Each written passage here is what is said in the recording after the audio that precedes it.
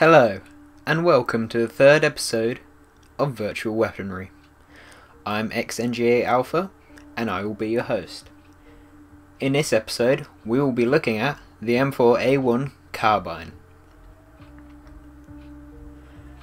The M4A1 is an American carbine designed by Colt. At the dawn of its development, it was originally known as the XM4, with the X standing for experimental, just like most weapons in the prototype stage. Strictly speaking, there isn't just a single M4, it is actually part of its own family, the M4 carbine family. The two main weapons in this family are the M4 carbine, the original burst-fire M4, and the M4A1 carbine, the more well-known fully automatic variant. It's easy to get the two confused, as I found out the first time I encountered this weapon. As a whole, it is actually part of some bigger families, these being the AR-15 family and the M16 family. The M4 first came into the minds of Colt in 1988 and has been in service since 1994. Like most modern Western assault rifles and carbines, the M4 fires the 5.56x45mm NATO round. To look at the history of the M4, we first have to look at its heritage in the AR-15 family. Probably the weapon's greatest ancestor is the M16A1 rifle, which first saw service during the Vietnam War.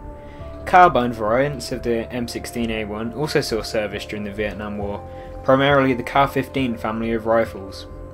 These carbines were mostly for close quarters, and so weapons like the XM177, or Commando, suffered at long range. This is when Colt began work on the XM4, based upon their M16A2 rifle. The main noticeable differences between the M4 family and the M16 family is a shorter barrel, shorter handguard, and adjustable stock. This is where the differences end, however, as the M4 actually has 80% parts commonality with the M16.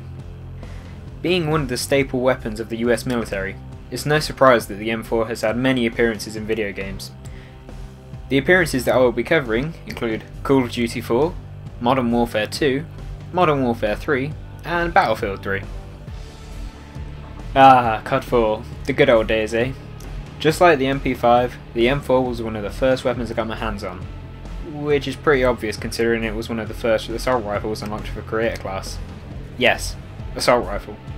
I know what you're thinking, but Alpha, this episode is meant to be about a carbine. And the answer to that is yes, it is an episode about a carbine. COD just has a habit of merging carbines and assault rifles into one category to make things simpler. Anyways, back to the M4 itself. COD 4, unlike subsequent CODs, did not oversaturate the assault rifle category. Quite frankly, all the assault rifles were different to each other and each had their own roles, and were good at those roles. The G36C was the close quarters option, the M14 the long range option, and of course there was the God Gun, the M16. The M4 however was your intermediate rifle, your entry rifle if you will. Just like last week's weapon, the M416, the M4 was the jack of all trades weapon of COD 4. Not excelling in a single area, but being rather good at everything. The M4 was everything that a new player such as myself needed to get into the game. Manageable recoil, decent damage, decent fire rate. I'm not sure what more I can say about the M4, other than it being a great starter weapon. Seriously though, if you need a weapon to get into COD 4 with, always go with the M4. It will be a trusted companion from start to finish. Of course the M4 would return in Modern Warfare 2. Why wouldn't it? Once again it was a starter weapon, being the first assault rifle unlocked with creator class. So to be honest, when you were starting there wasn't much of a choice. Unlike COD 4, Modern Warfare's 2 M4 had a lot of competition from another weapon in particular, the ACR. The ACR was basically a better M4, meaning that a lot of people chose the ACR over the M4 as soon as they could. I didn't though. I decided to use both of the weapons, purely because the ACR didn't quite have the same all-round feel like the M4. Instead it felt a lot more specialised. This isn't to say that the ACR wasn't an all-round weapon, just the M4 felt better at doing it. Anyways, I'm going in a loop at this point. Basically, the two weapons had similar rates of fire, however the ACR just had lower recoil, meaning better range. As a result, a lot of people dropped the M4 in favour of the ACR, which is a decision I can understand. However, I'm sure that a lot of people, including myself, decided to use both weapons, employing them in slightly different roles. The M4 became my assault weapon, as it had been in COD 4, I equipped it with a red dot, scavenger, stop and power, and sit rep. I went to the M4 when I simply needed to kill simply. Those times when close quarters and long range weren't factors, and I just needed a well-rounded weapon that would work in any situation. Once again, the M4 was a trusted companion from day one. Once more, the M4 returned to Modern Warfare, once again proving to be a brilliant all-round weapon. It also returned with many competitors, however, the ACR proved to be a close rival once more. In Modern Warfare 3, the M4 was unlocked at the same time as Creator Class once again, becoming a starting choice for many players. With Modern Warfare 3 came proficiencies, sort of a fourth perk for your weapon, and one in particular was Kick, which reduced the recoil of your chosen weapon. The M4 had low recoil anyways, but I still opted to use Kick in order to make it much more accurate and capable at range. Still, attachments also proved to be a useful proficiency, as it meant that the M4 could be specialised even further. Either way, I stuck to the tactic that had been working with the M4 for the past 2 years: Assault. With the removal of stop and power, this now meant that there was another perk slot available for the M4, and the addition of the specialist package meant that I could earn even more perks during a match. Now, I could have just stuck to what I had done before, scavenger and sit rep, but nah, I decided to use the specialist package. I started with recon, quick draw and sit rep so that I could know where my enemies are and take them down quickly. My specialist setup typically included sleight of hand, scavenger and stalker to improve the weapon's performance by speeding up the M4's already dominant reload time, giving it plenty of ammo to chew through and making sure that manoeuvrability was as good as it could be. I imagine that a lot of players dropped the M4 in favour of better weapons, however I had been using the M4 since my noob days, so it wasn't going anywhere anytime soon. Once more, the M4 proved itself to be a versatile weapon that I would always be happy to use. Due to Battlefield's much more authentic take on war and weapons than COD, it's no surprise that the M4 appeared. Its appearance was almost identical to its COD 4 counterpart, however it retained the front sight post when an optic was equipped, unlike all of its COD's appearances. The M4 also appeared as two guns, the M4A1 and the M4. Jesus, that's confusing. Well, not really. The M4A1 is the option that I'd go for most of the time, as it's automatic and is really suited more to close quarters than anything.